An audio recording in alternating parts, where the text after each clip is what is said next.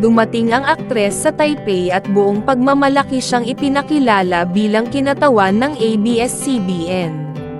Sa entablado, taas noong sinabi ni Kim, "Magandang gabi po sa lahat, I'm Kim Chiu from ABS-CBN Philippines."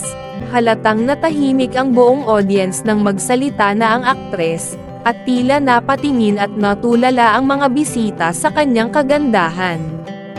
Ikinatuwa ng maraming Pilipino ang kanyang ipinakitang confidence, at talagang nakaka-proud si Kim sa sandaling iyon. Samantala, tumataba ang loob ng aktres dahil sa mga pagbati at suporta mula sa kanyang mga kasama sa linlang. Kabilang na ang kanyang on-screen partner na si Paolo Avellino. "Congrats," and sabi niya maging nominated lang panalo na yun, ani Chiu. Kaya ayon, nag-congrats na rin siya. "Napapa-proud sila, cast and crew. Sana mauwi ko talaga."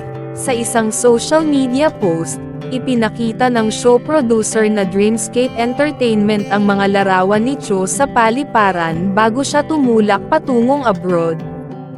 "We are proud of you, kapamilya." Ang nominasyon ni Chiu ay isa sa 6 na natanggap ng ABS-CBN mula sa Contentation Awards 2024. Ang mga mananalo ay iaanunsyo sa awarding ceremony sa 5 ng Setyembre, bilang bahagi ng 2024 na Trendy Taipei Music, Arts, and Innovation Festival. Taas noon niyang sinabi, "Magandang gabi po sa lahat, I'm Kim Chiu from ABS-CBN Philippines," na agad nagdulot ng katahimikan sa buong audience.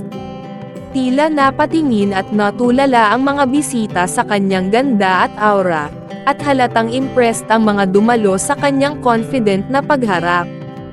Ang eksenang ito ay na-videohan at mabilis na nag-viral sa social media, kung saan maraming netizens ang nagpahayag ng kanilang paghanga sa pagiging proud ni Kim sa kanyang pagkatao at sa ABS-CBN.